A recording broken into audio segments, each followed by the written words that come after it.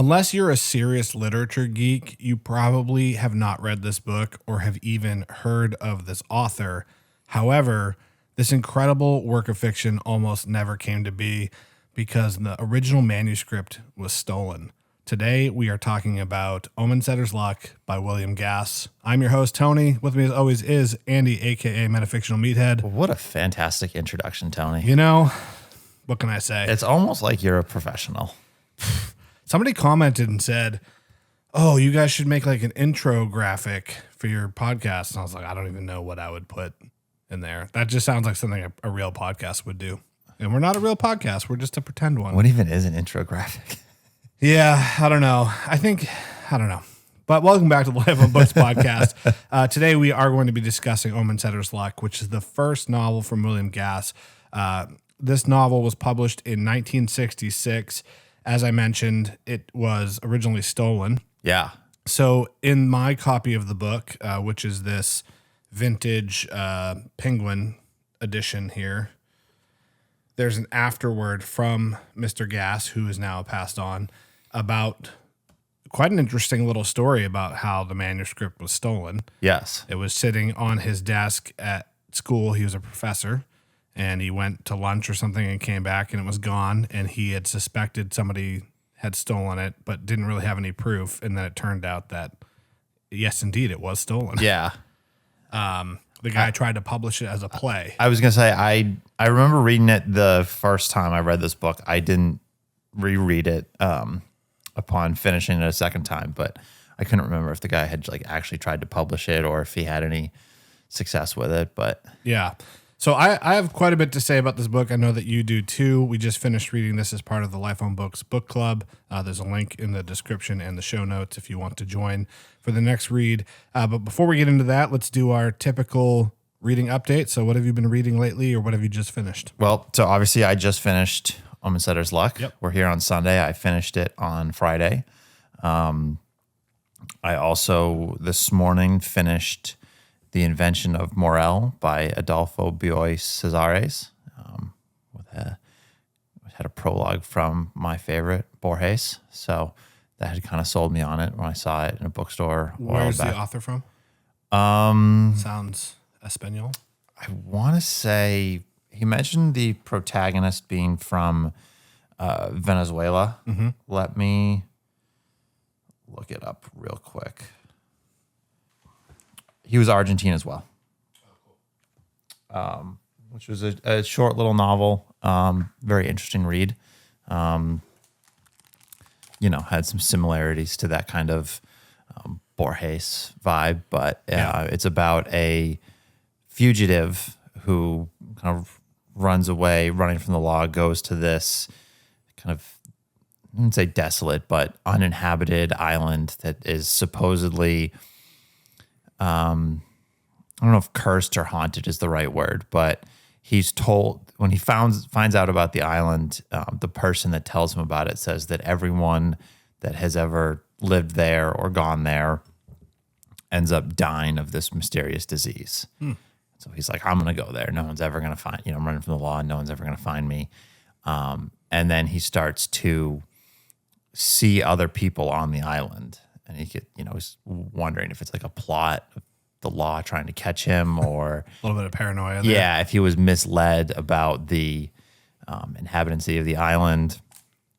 And so he's kind of, hiding, spying on them, trying to figure out what's going on.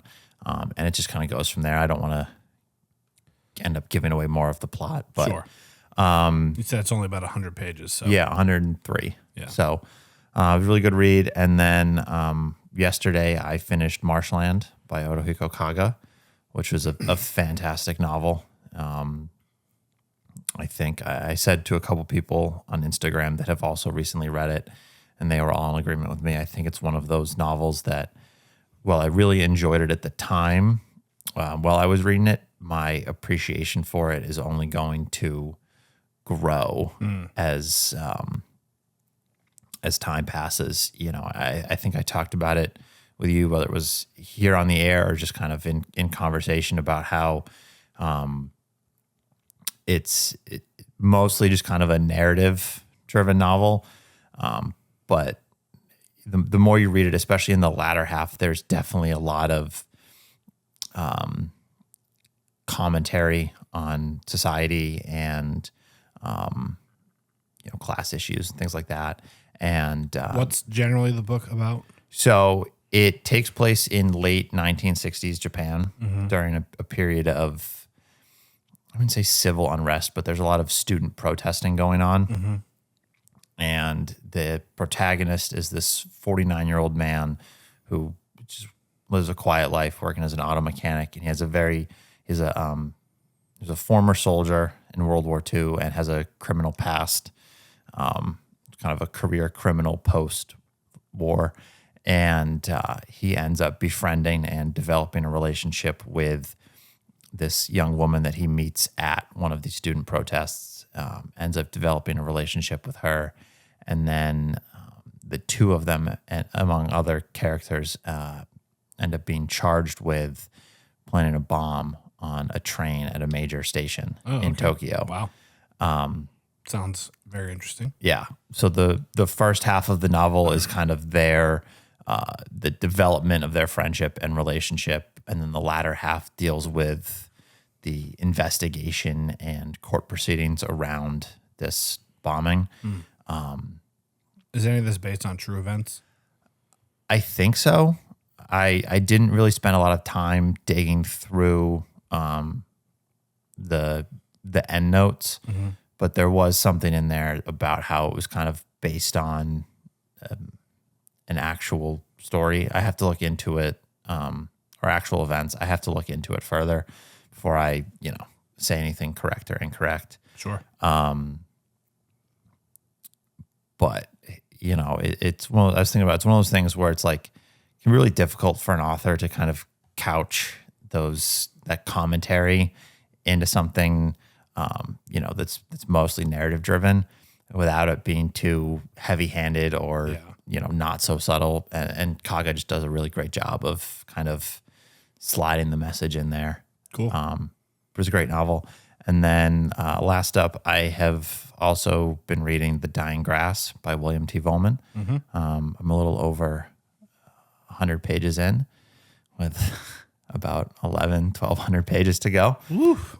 Big one. But, it's been really good so far. There are a handful of people out there that think it's Vollmann's best, or one of his best, at least, very prolific author like that. And when did that one come out? I think it was 2015, within the last 10 to 15 years. So cool.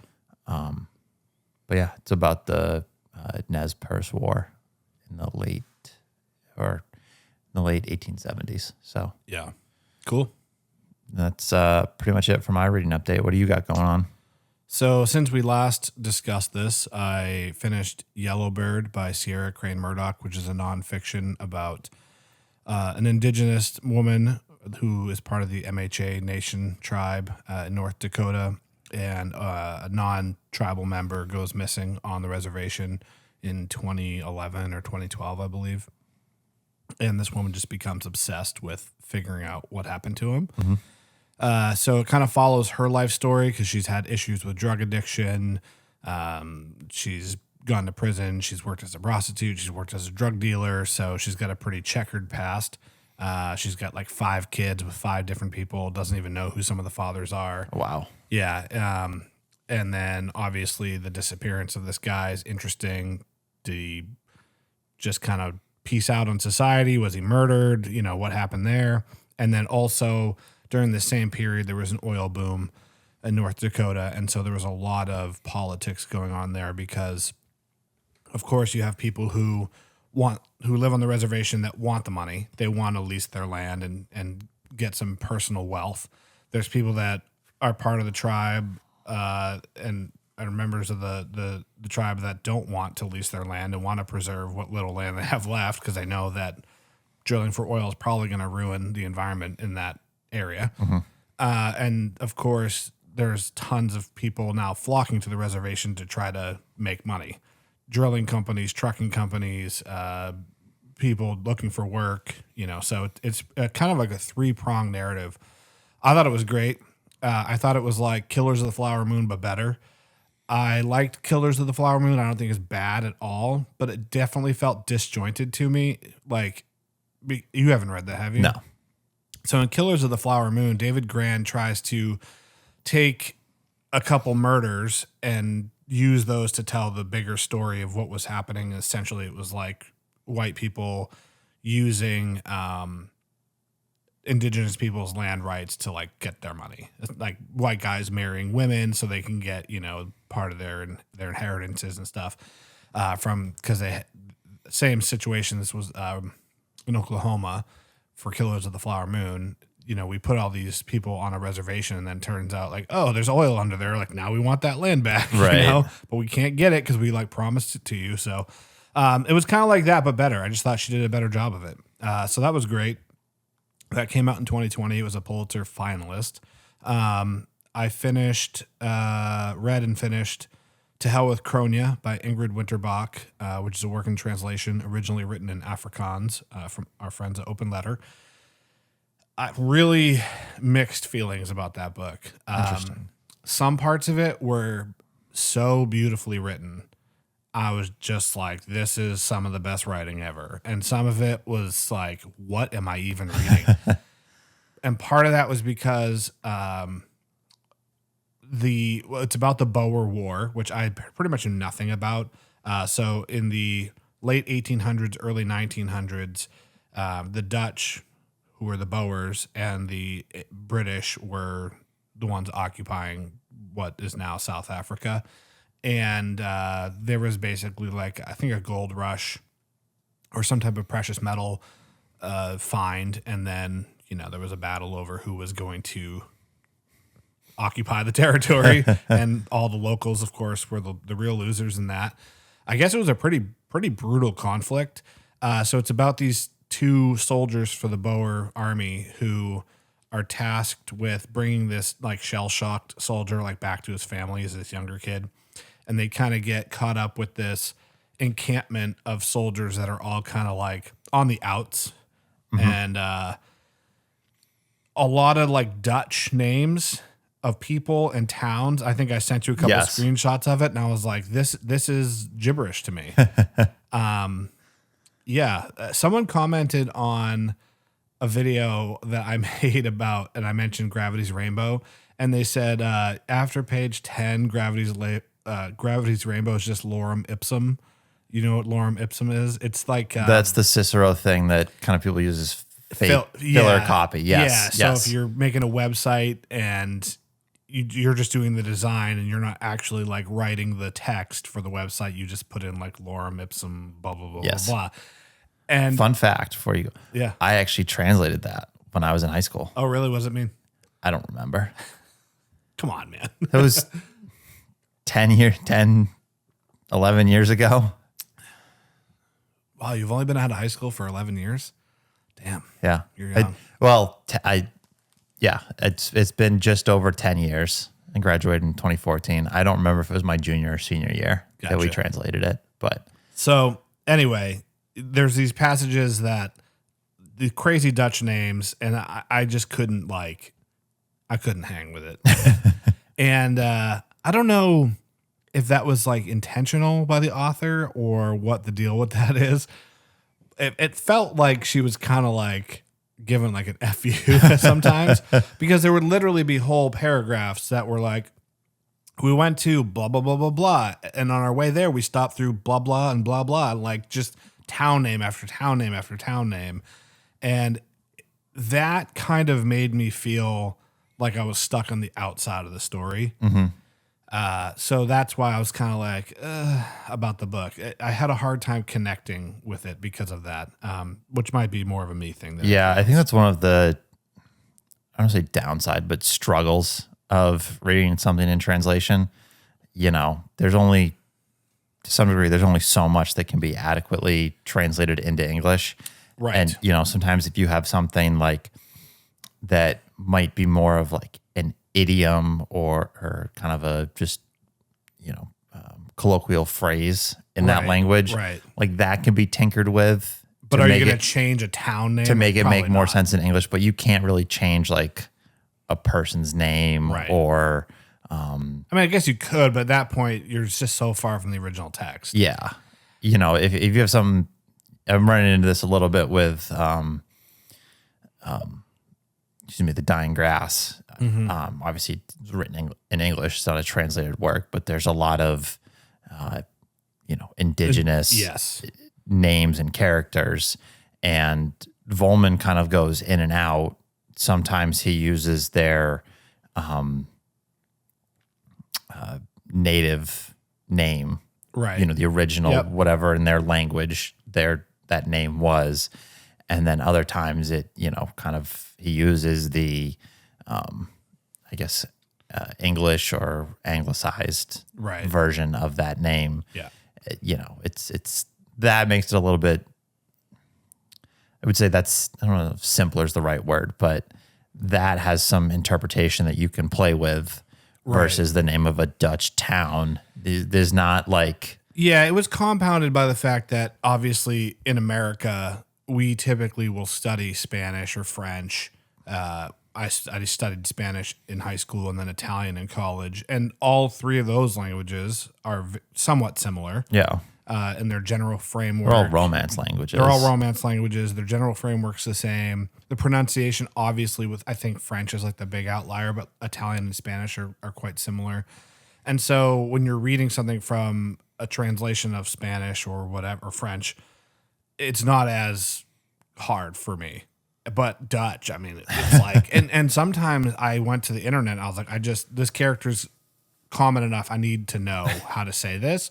And it would tell me, and I'm like, I would never have even guessed close. that. I would Yeah. never have guessed that. So anyway, I just finished that, which was great. And I'm also reading, there's a copy of it right there, Che, A Revolutionary Life by John Lee Anderson. That's kind of like the preeminent Che Guevara biography. Really enjoying that so far. It's extremely well researched. Yeah. He actually got access to some journals and some other stuff that Che's wife had that she refused to show anybody else. Oh, wow. Yeah. And even some of that is like redacted because she was like, I'll let you read this, but you cannot like put this in the book or whatever. Yeah. I guess a lot of it's kind of around some of his like sexual exploits when he was Gotcha. a young man kind of I traveling could see around. her not wanting that. Yeah, for sure. So yeah, that's a great book. Happened to have a really nice first edition of it, so that's cool. And then of course, Omen Setter's Luck, which I finished last night in preparation for our discussion today. So let's dig into that. So I'm curious. I don't know if I know how you came upon William Gass and Omen Setter's Luck, because I found out about this book from you. I don't remember if I found out about this book in particular through this, but Gass was one of the authors that I learned about after reading Gravity's Rainbow, and was like looking up more authors like Pynchon or books that were kind of in that epic of literature. So that's definitely where I found out about Gass. I don't particularly remember what led me to this work. I think I had heard about it before,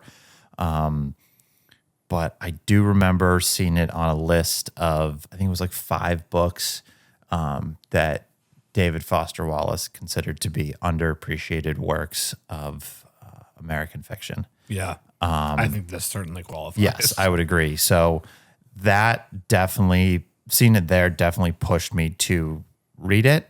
I don't remember if that reading that article was what led me to learning about this book, or if I had already heard of it before.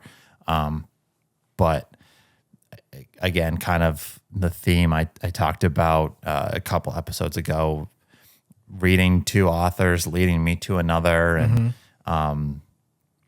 certainly a rewarding path there. So Yeah, I mean, what originally sparked my interest in it was when we did our favorite quotes episode. So if you have not listened to that, I definitely recommend going and do it. And you read a quote from this book, which I thought was fantastic. And that piqued my interest initially. And then obviously we put it to a vote last month for the book club between this, Angels by Dennis Johnson, and The Crying of Lot 49 by Thomas Pynchon. I voted for this one. I'm glad this one won. I mean, I want to read both those other books. Yeah. This I think I abstained from voting because all three of those would be rereads for me. Sure. So I was just like, I'm going to let, fate decide. Yeah, it's almost unfortunate that I finished this late on a Saturday night and we had to have this discussion today because I think this is the first book I've ever read where immediately upon finishing it, I wanted to go back and reread it from the start. Yeah. I'm probably not going to do that just because I'm a slave to this social media account that I have made, and I need to continue to read other stuff to have stuff to talk about and post about. Yeah. But it's a short book. It's only about 300 pages. And, well, I mean, a normal length book. But there's so much in There's so much. Omen Setter's Luck. And you could read it just kind of like on a surface level and just kind of rip through it and get the general gist. But there's so much in every single paragraph. Yes. That some of it seems like silly and ridiculous and useless, but you know that it's not. It's kind of like Gravity's Rainbow in that way. You're like, he's clearly put this in here for a reason. I don't know what that is. The reason is, yeah. Although it is quite a bit more readable Yes. than Gravity's Rainbow. Yes. I think for anyone that has not read William Gass or is interested in getting into his work, this is a novel is a great place to start because, well, like you just said, there's so much depth and you can really read between the lines. It is also much more accessible than something like The Tunnel. His short story collection that's out from NYRB, In the Heart of the Country, is another great place. But I think if you're looking for a novel from Gass, this is it's also his debut, so right. You can read, chronologically. There were a couple times I think you had sent me a message like, am I reading this right? Is this what just happened? And even on it being my second read, I had to kind of go back and be like, did I miss that? Did I, It's definitely one that, like you said, you can read just kind of not passively, but just like you said, on a surface level and just enjoy the writing, enjoy the narrative, which kind of ebbs and flows. Sometimes there is right. is a narrative. Sometimes there isn't much of one. It's almost like 3 books packed into one, in my opinion. Yes. Stylistically. Yes. There's a distinct line between, well, before we go any further, for those who have not read this book, to give just a little bit of a overview of what it's roughly about. And it seems odd to say that about a book like this because it's not really necessarily about something or about one thing, but it takes place in Ohio. Yes. Gillian is the town, and basically it's a town in the late 1800s. Late 1800s. It's a town of just kind of like townies. Yeah. Everyone knows each other, and this new guy, Brackett Omensetter, comes to town with his family. His wife is pregnant, and he kind of ruffles the feathers of the town. Yes. Yes. So he's a very polarizing figure. Yeah, but not for any like real reason. Right. Right. Which is kind of the part of the novel. Yes. Yeah. He has this, as the blurb on the back describes, he has this kind of preternatural goodness. It's maybe it's luck or good fortune. Maybe it's just this air and sensibility about him that he's just kind of a good-natured person, or at least appears to be. But things always seem to work out for him. Ironically, I felt like the book was not about Omensetter. I felt like Ferber was kind of the protagonist of the story. Ferber or Pember? Yeah. I think I really like novels that do this where I don't know if there is a clear protagonist. You know, maybe he is or isn't the, textbook protagonist, but Omen Setter is kind of the central character in that the actions and the thoughts and feelings of other characters, at least in the context of the novel, kind of revolve around him. His showing up in town, Right. His He's the linchpin of the whole thing. yes, but his actions kind of spur these feelings and reactions from the other characters, and his status as a main character and who he is kind of told from the perspective of the other characters in the town. And I think, I love novels that do that, where you have this kind of, central figure, but nothing's ever told from their perspective. Right. That's the thing that kind of, in my mind, keeps him from being a true protagonist, because we never go inside his head. Yeah. We go inside the heads of, we hear inner monologues from or a lot of different characters, Tot, Ferber, Pimber.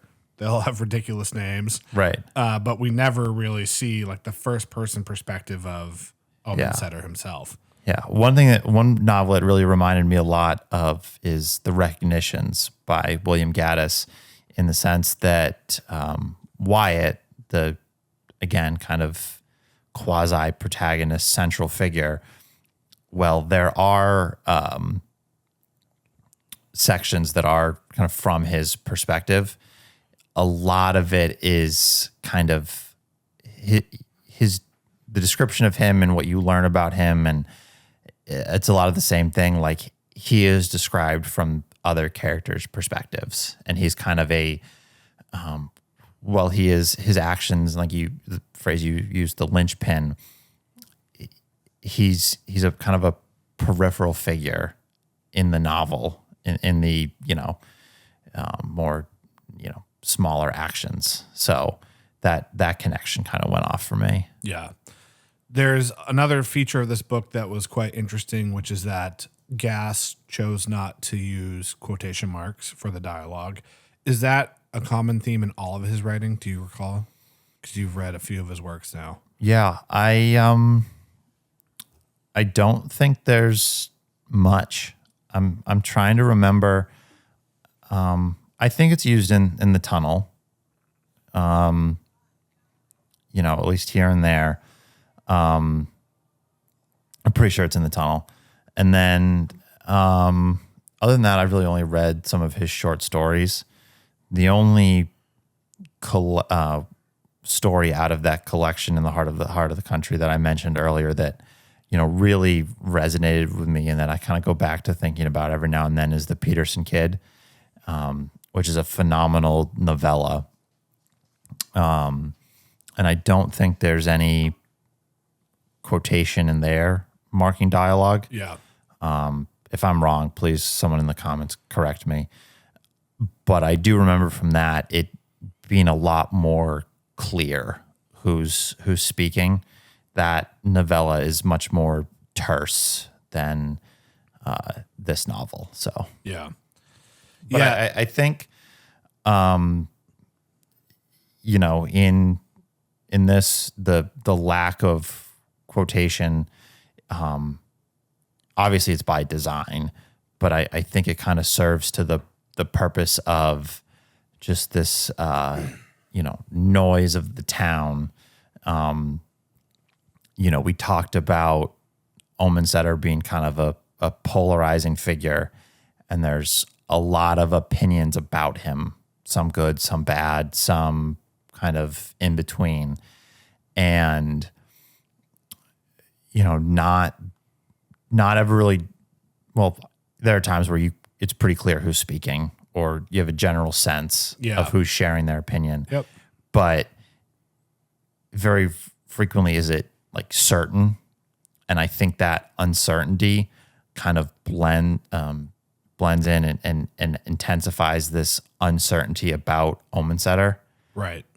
It's who's sharing this opinion? Is it kind of off the cuff? Are they just kind of a gut reaction? They don't Did like someone say that out loud, or did they think it? right. Yeah. Or and really what's going on? Who is this guy? What are we supposed to think about him? Yeah. So Yeah, it seems like the novel was a little bit of a scathing expose on small town thinking and just or like herd mentality type of thing. yeah, You get the sense that everyone in the town, they seem like they're this tight knit unit, but they really actually secretly don't like each other. But they're just more upset that like somebody new came in and yeah, upset the status quo. upset the status quo. So the first section of the book reads a little bit more straightforward than some of the rest of it, where we're kind of learning about the town through Israbestus taught. Bestus is Robestus. Israbestus taught, thank you. And it's taking place kind of in the future, and he's like looking back at some of the events that happened in the book. And then the second section where they kind of really dig into Reverend Jethro Ferber is insane. And Ferber is the third section. is it okay? Yeah, the Pimber section is second. Oh, right. Excuse me. Thank you. So then we learn more about Pimber. And then once we get to the Ferber section, it's basically like 70-ish pages of stream of consciousness. Yes. Which I really enjoyed. It felt like the right amount. Yes. So some other famous works that use this style, Ulysses by Joyce, Finnegan's Wake, Ducks Newburyport, which we talked about. Oh, maybe not as famous as the others, but still. Yeah. Virginia Woolf. Yeah. Faulkner. I don't know that I could handle, and this is why I haven't read Ulysses. I don't know that I could handle 800 pages of it or whatever it is. But the part in Omensetter's Luck is so beautifully done. It's incredibly lyrical. I mean, there are literally lyrics. Yes. Ferber likes to sing a lot. And I don't know what it says about me, but I actually found this section quite easy to read because I feel like my brain works the same way, where especially if I'm ever experiencing any like bout of anxiety, it's just like constant, nonstop, all these little things flying through your head, a lot of rhyming. I don't know why. I don't know why my brain does that, but I'll rhyme a lot of things just like Ferber does.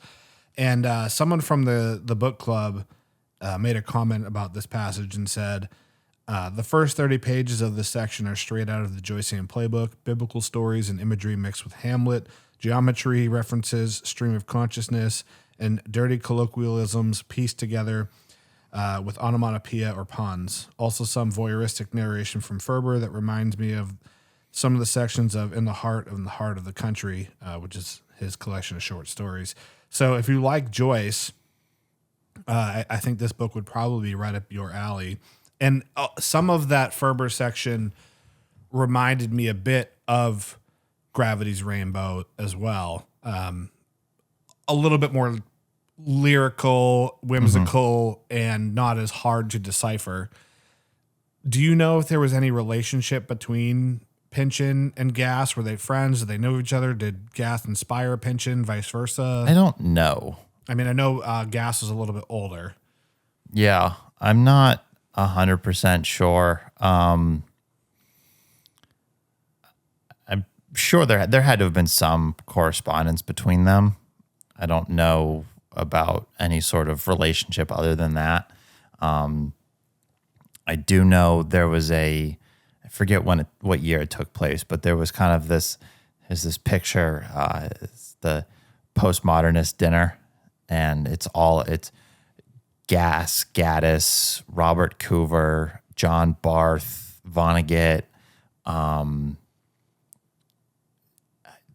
forgetting authors. I know there were a couple of women authors there that all just kind of got together for this dinner.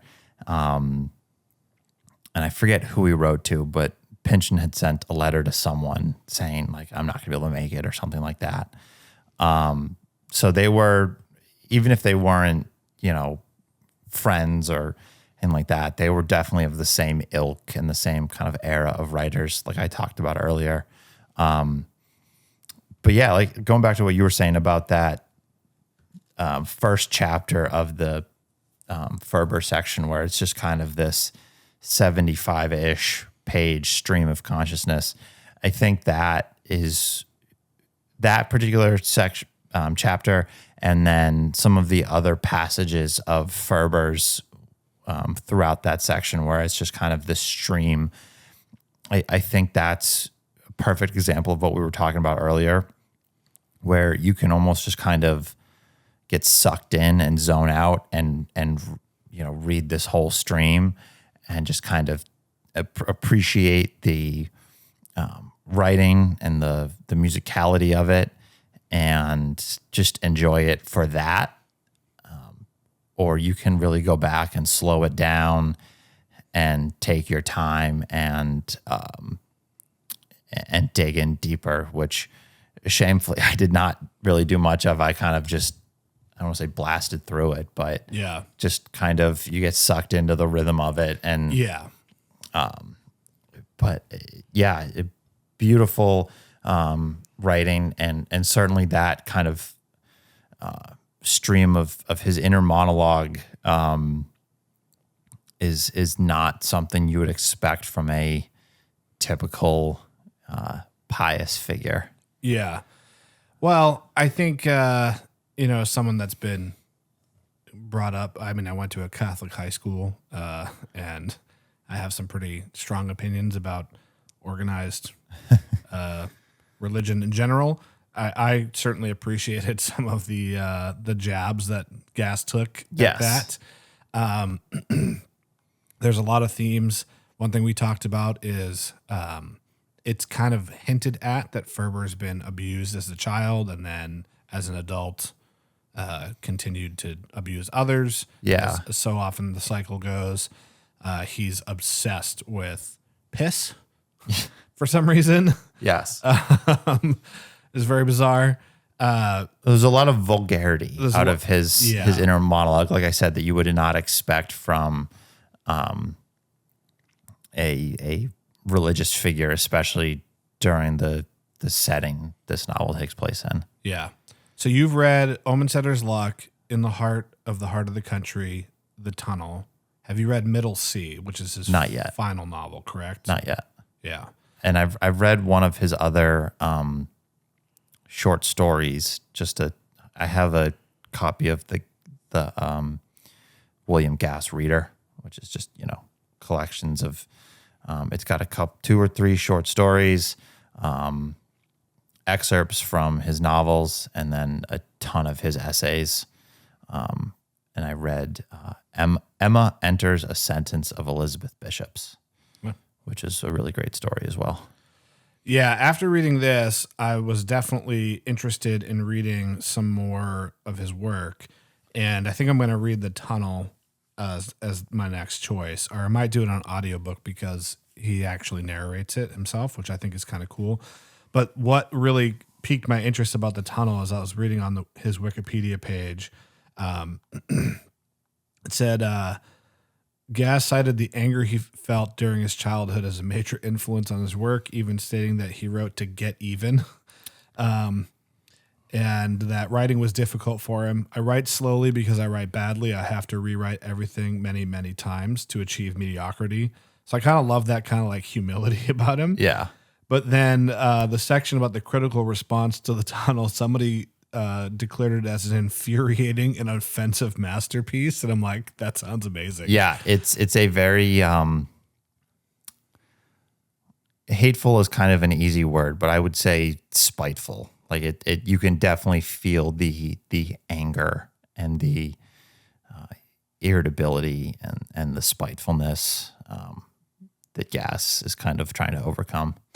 Yeah, and then one more quote from him regarding The Tunnel when people asked him about the kind of tone of the novel.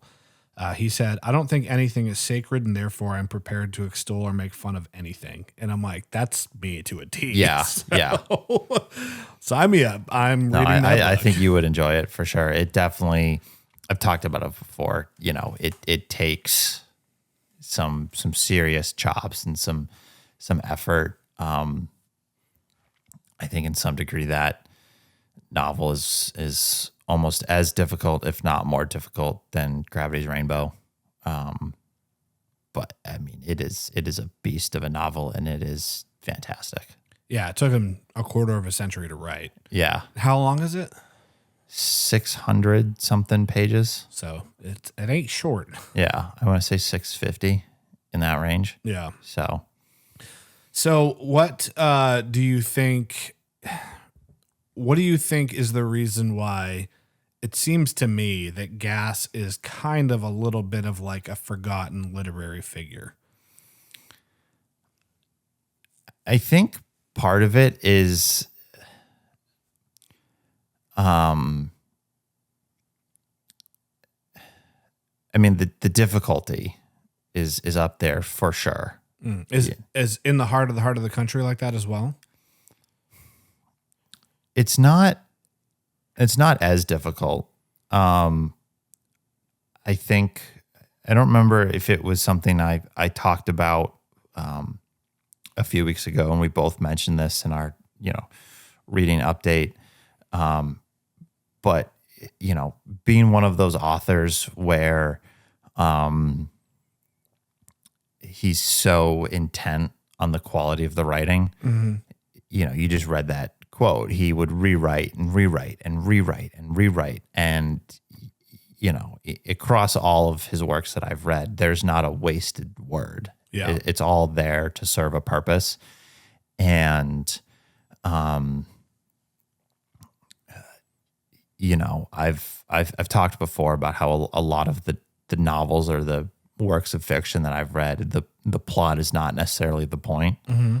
And Gass is one of those authors to a T. To some extent, at least with some of his short stories that I've read, there's hardly any plot. And Well, going back to this book being 3 books in one, I do feel like the last third of it is a little bit more straight line narrative. So it's kind of interesting. Like, I don't know if I've ever mentioned this before, but on one of Tool's albums, the first like 4 or 5 songs, there's like no chorus really. It's just kind of very linear, which is odd for music. And then once you finally hit that kind of like hook-ish, more groovy like chorus, it feels like such a relief after you've been like beat over the head with this more complicated music. yeah, And this book reminded me of that. So weird, but it just feels like the first 2/3 of the book are a lot of work. And then it's like almost this reprieve at the end where you just get this like kind of, I don't know. I don't want to call it like a nice resolution, but you get a little bit more straightforward narrative, and it feels like, yeah. a little bit of a relaxing way to like roll out of it. Although it is very bleak. Right. And, we've talked before about, authors that you're not just going to like settle in and relax and read for entertainment. You're going to have to work to get through the novel or the writing. And Gass is one of those writers for sure across all of his works. So I think that has kind of kept him on the periphery. And certainly, I don't want to say he's not prolific, because he has pretty substantial back catalog of essay collections. Yeah. And, I think so 3 novels and 3 collections of short stories. So, not like a one and done, or just a couple of works of fiction and then called it quits or never amounted to more. But, it's tough to answer. I think he's just one of those authors that kind of in the same vein as Pynchon and Gaddis and, John Barth, a lot of the authors that I mentioned a few minutes ago with that postmodernist dinner that, are just left of center enough or just outside of the mainstream enough Yeah. that, well, the quality of their works have withstood the test of time and will continue to be well known. They just are obscure enough that they don't get that shine. Yeah. And aren't as well known to people that aren't, hardcore or serious fans of literature.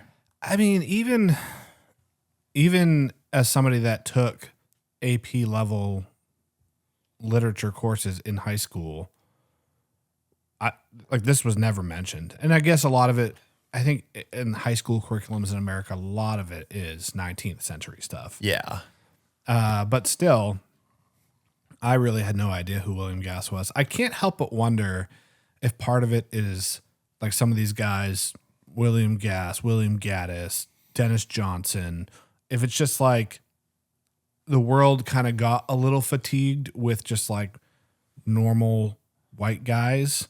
And I think back to our conversation last week with Chad, where he said, if you look at a lot of the literature being published, kind of like mid-level dudes will get publicity, and then, women writers who are excellent won't get as much fanfare. So I kind of wonder if like the fatigue of that kind of like is showing through maybe in the last 20 or 30 years, where it's maybe swung a little bit the other way, where it's like maybe there's people who are really good that are just kind of forgotten because it's just like, oh, William Gass, like that can only be like just another white guy who probably wrote a mediocre book, Yeah. I think it's one of those things too where like, more time needs to pass. You just brought up like AP Lit. I took that in high school as well. I took AP English my junior and senior year. Junior year, the most modern author, if you will, that I think we read was Tim O'Brien.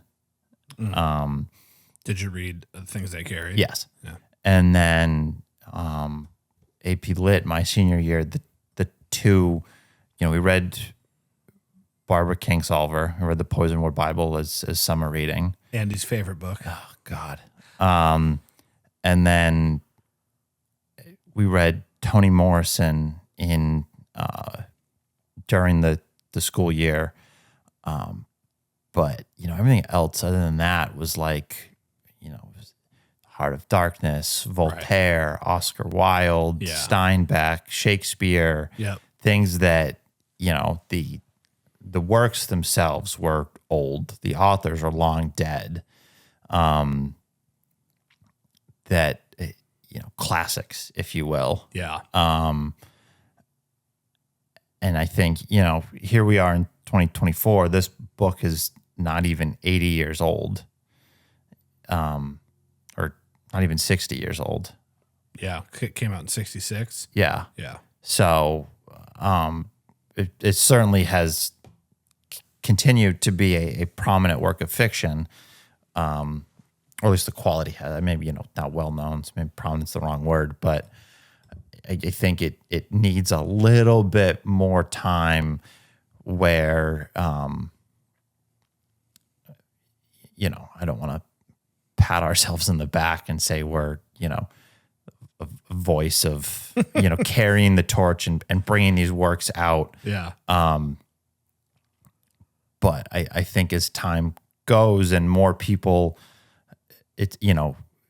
talk about Gass or read his work, I think, the following I have on Instagram and the people I interact with certainly is more of a niche group in terms of literary tastes. Yeah. But for the most part, I think everyone I've talked to has at least heard of Gass. Yeah. Whereas, you have a ton of followers. You interact with a lot more people.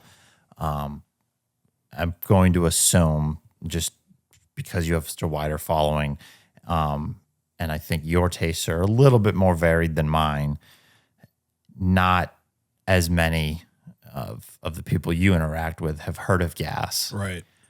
I just think it's one of those things where like needs more time, needs more situations like our podcast or the book club where people are going to be reading and talking about him, and for that notoriety to develop.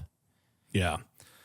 I hope it stays in the literary zeitgeist or increases its prominence in that realm. I think the Hard Rain Falling video, the reel on Instagram and TikTok showed that obscure or less popular books can go viral, quote unquote. Yeah. Depending on what your qualifications for going viral are. I mean, that video did 1.7 million views between Instagram and TikTok. And Don Carpenter is certainly not like, no one's ever heard of him, but he's not a household name, even in literary circles. I mean, a lot of people who read literature that follow us or one of us on Instagram commented and said, "Oh, I've had that book sitting on my shelf for 2 years and I've never read it." Or, Yeah. So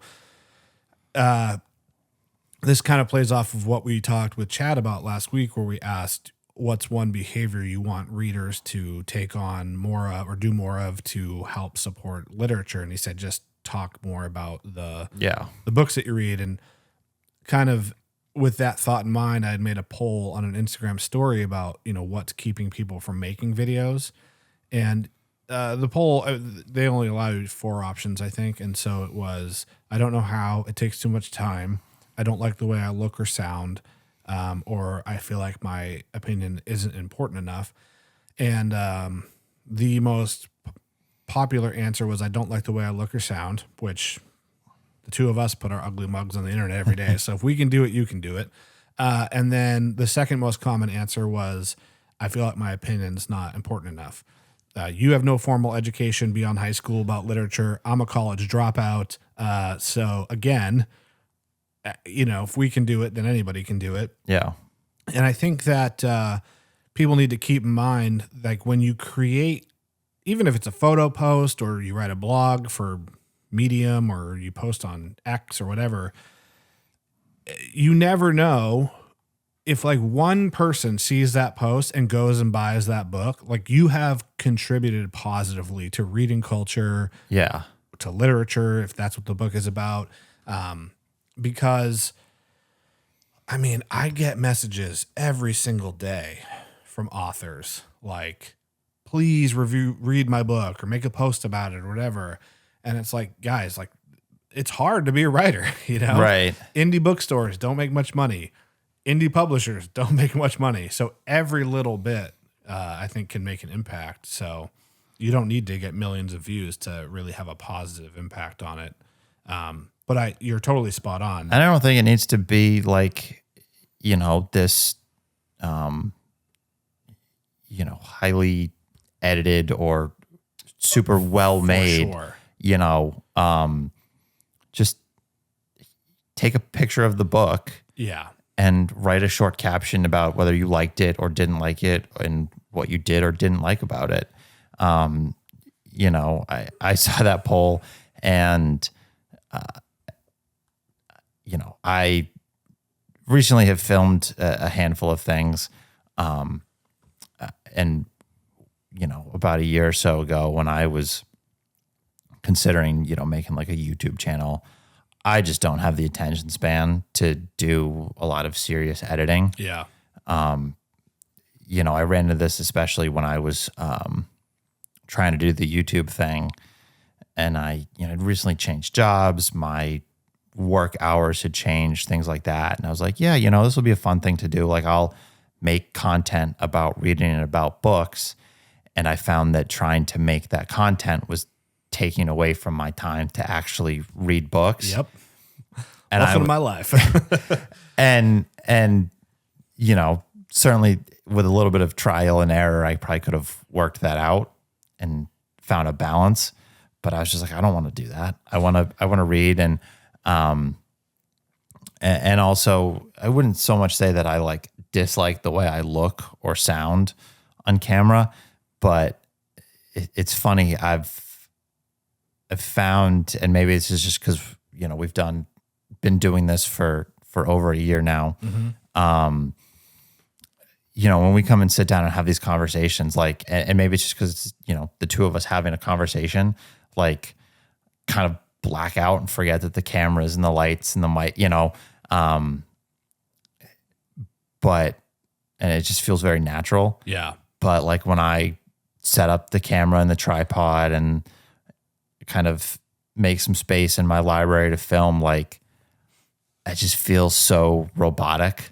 Yeah. And I'm like, I forget like how to talk. Yeah.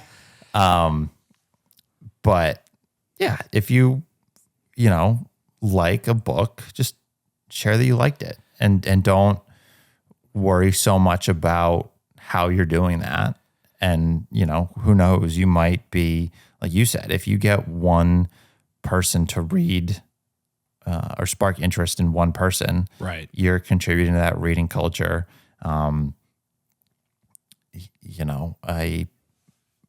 I've run into it a number of times where, like, I'll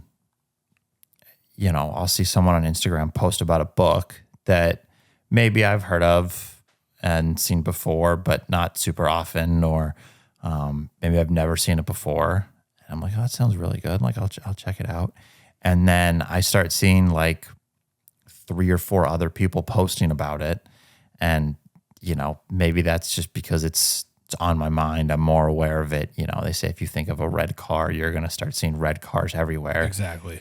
Or maybe it's because the same person had the effect on someone else, and now they're reading it and sharing about it, and the domino effect is going on. But, my suggestion to read Hard Rain Falling for the book club was spurred on by seeing someone posting about it frequently, right, on their Instagram account. Look at the domino effect of that. Right. Yeah.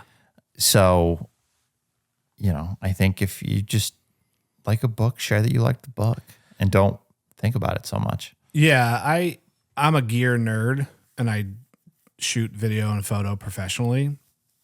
And one thing I do hate about when people see my content is that I don't want anybody to think that any of this is necessary, because Right. it's not. And I have had people message me and be like, oh, I can't afford a nice camera, or I don't know how to edit. And it's like, you don't need any of this. Yeah. I think a great example of it is Books Are Sick, Nick Perry. He's probably the biggest, if not the fastest growing book-related account by a guy that doesn't talk about like self-help or personal development. He's talking about works of fiction.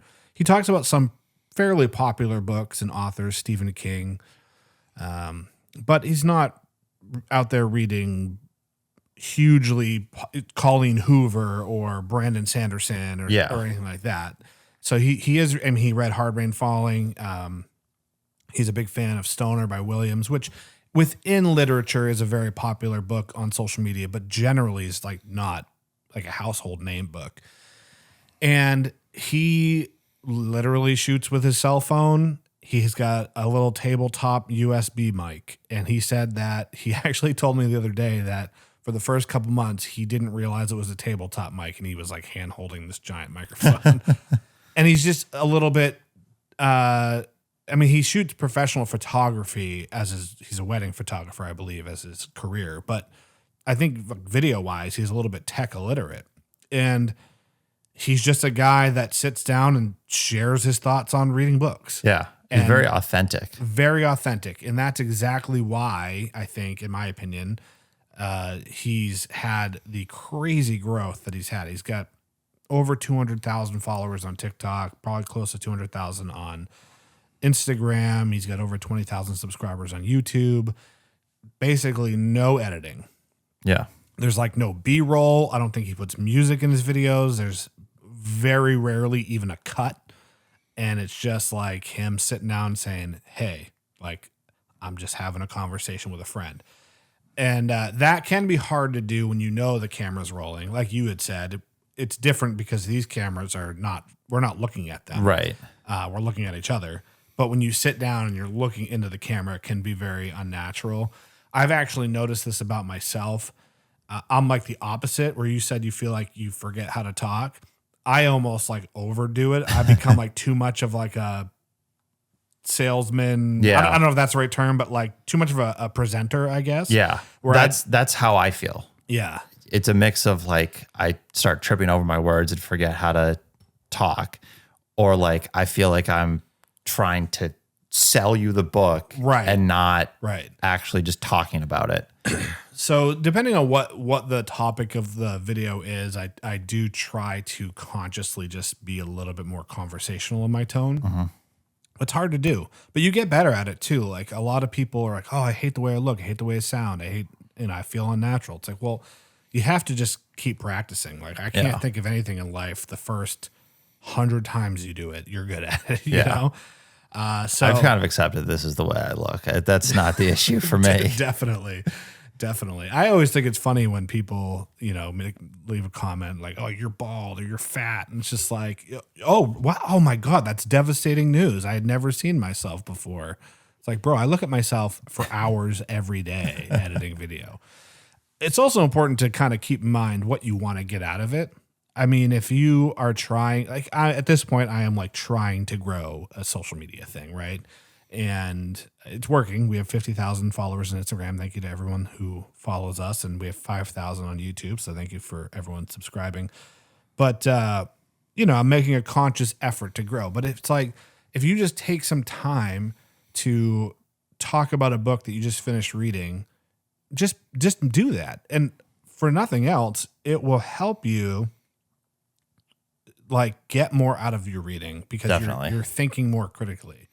Same reason why I encourage people to write reviews or write a journal entry or a blog post about it, because you sit there and you think about what you read instead of just like putting this book down, picking the next one up, and just living only in the moment. Yeah. Even without making regular content like you have been, this podcast has helped me with that, because I want to come prepared, or at least have something to say, especially in this circumstance where we're talking about a particular book for the episode, which we should probably get back to in a minute here. This is the point of long form content. Just another tangent here. Somebody left a comment saying something like, oh, it's 20 minutes before you got to the actual topic. Why do white guys think every little detail of their life is important? Well, we don't. That's why we're only talking. False. I'm a very important person. Right. My life and every detail about it is immensely important. That is why it's a discussion. It's an hour and a half long. I don't know that we could talk an hour and a half straight about one single topic, but I digress. Go on, Randy. But I also don't want to come in, even if we're just doing like a Q&A, but we're going to start like we always do with the reading update. Yeah. I don't want to just be like, yeah, I read Marshland, and then have nothing to say beyond that. Well, I can only imagine. I mean, when you and I talk about our reading updates, I get interested in books that I wasn't really thinking about. And I am going to go on a limb here and assume that is the case for the listeners as well. Right. They hear one of us talk about a book and they go, I'm going to read that. So that is kind of the point. It's not, I mean, could you fill 2 hours just talking about William Gass's Omen Setter's Luck? If you were a literary scholar, yes. Yeah. For these two idiots, no. So the podcast is generally about reading with a particular focus in one area for a section of the discussion. Yeah. So let's get back. Let's wrap this up very quickly. One thing I don't think we mentioned is that you talked about how Gass rewrites a lot, and I read that quote where he mentioned that. That is how he recovered Omen Setter's Luck after it was stolen. So he never got the manuscript back. He just said, it is what it is. Yeah. I was going to rewrite this thing anyway, so let me just rewrite it again. That is another thing that really attracts me to reading more of his work. There's a certain... So with someone like David Foster Wallace, he had a bit of a reputation as a little bit arrogant, a little bit pretentious, and whether that's true or not, that's just kind of like I do feel that way about him as an individual. I've watched the movie about him, which certainly didn't help that feeling. Only kind of deepened it. Thomas Pynchon, he's a recluse. No one's ever done an interview with him. There's like 2 photos of the guy. You kind of get that like weird sense of like he's this super bizarre artist, misunderstood, but too cool for everybody vibe to him. And I don't care about any of that. Like that doesn't like keep me from reading books by these people. But I do really like when very creative artists turn out to be kind of normal people. Right. I got this sense with Ed Park when we interviewed him. He wrote this very strange, very wonderful book in Same Bed, Different Dreams. And then you sit down with him and you're like, this is just a normal guy. Yeah. Like, and I got that sense from Gass reading the afterword about the manuscript going missing. He just seemed like a regular dude. Yeah. That just happened to be really good at writing. Just a good old boy from the heart of the country. Right. And so that while those other attitudes don't stop me from reading people's books, this attitude makes me want to read the books. Yeah. If that makes sense. It's such a literary you. Like, okay, steal my novel. Yes. Watch me rewrite it. Yeah. And publish it and be more successful than your attempt to pawn my work off as yours. Right. Which of course that was going to happen because you can't take somebody else's idea Right. and do something like that with it because you weren't the one that came up with it. So you're not going to really give it as much effort. You're not going to understand its nuances. We used to talk about this when we were both involved in the sport of weightlifting. I would share my athletes' programs with anybody. Yeah. And people were like, oh, I'm surprised you like share the program. It's like, well, the program is part of the success, but I wrote it knowing exactly what every little detail of the program was for. You're just looking at all this information without any context. So Right. you could take it and try to use it, but it wasn't written for you, so it's not going to work as well for you. So, Yeah. But anything else you want to add about Omen Setter's Luck or William Gass himself? William H. Yeah. What was his middle name? I don't know. Let's look it up. See if it's on Wikipedia. Yeah. I don't know. I Howard. think I could, I don't want to say talk about Ferber all day, but I think he's just such a interesting character. And I Yeah. think the juxtaposition of how a preacher or reverend in a small town in the late 1800s should be versus what this this character is so fascinating. He's probably not a good person. If you look at Definitely not. if you look at, like I said, like a reverend in this period of time, like that should be your symbol of goodness, your Right. standard for what is right and what is wrong. And he's all over the place, and without really trying not to spoil anything, like he kind of starts to recognize that by the end of the novel. Yeah. And with Omen Setter, again, not that doesn't really ever do anything wrong. I mean, he's accused of some pretty heinous, Yeah. wrongful acts, and if we want to discuss that, we can without really. It's hard to do that without spoiling some major plot points. Yeah. But I don't know if we've ever had a discussion if we're a spoiler-free podcast or not, but I don't want to spoil. I try not to, but I think when we talked about Hard Rain Falling with certain things, like it's just hard not to. It's hard to discuss a book and get deep into the meaning or the themes or takeaways, whatever verbiage you want to use, without spoiling it. And I certainly think, this is a book that you could read knowing everything that's going to happen and still benefit from it and take away. Like I said earlier, like the plot is not the point. Right. I agree with that. However, my preference is to still. Yeah, I like to go in. Yeah, yes. But it's not like it's a thriller where right. The twist is revealed. Big twist is the whole linchpin of the novel. Yeah. But I just think that kind of clash between Ferber and Omensetter, both, directly and indirectly, they have that kind of meeting towards the end of the novel, which in my opinion is kind of the penultimate moment that really builds up to the conclusion. Right. And kind of turns Ferber on his head. It is just so compelling. And, like you said, kind of plays off of that herd mentality, kind of hive mind thinking. Yeah. I think it also really demonstrates that this probably happened a lot in this time period and in these places where, like you said, the preacher is kind of the beacon of morality in a community. But the problem with these scenarios was that these preachers would be sent out from the governing body of their particular faith, and there was not a lot of people to check them.